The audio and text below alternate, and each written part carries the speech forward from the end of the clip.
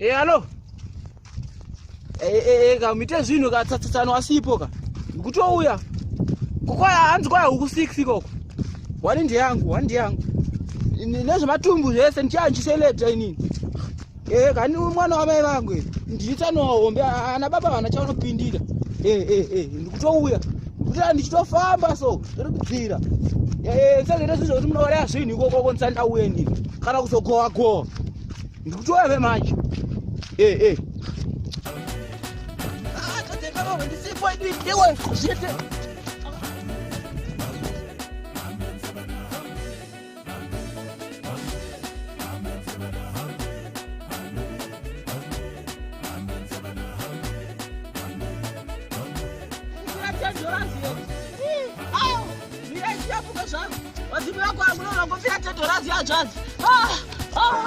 Pasiparo ane Tsano, pasiparo ane nyoni. Uzofonera ka pai. Koma bridge angada kuyambuka. Andozomutorere kuti kwana Tsano we. Chimamba muchiro. Usenda. Nazo the phone iro nyamba na Tsano kuzokurere. Saka anabva ndichimanyo ku bridge uku. Dzuri yako zara kudeso kutadza kuyambuka wewe. Kubva kuchikoro.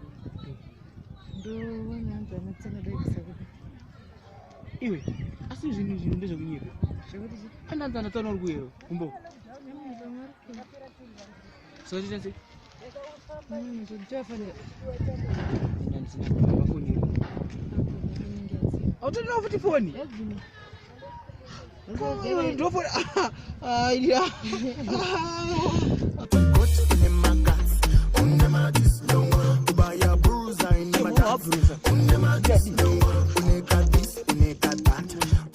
This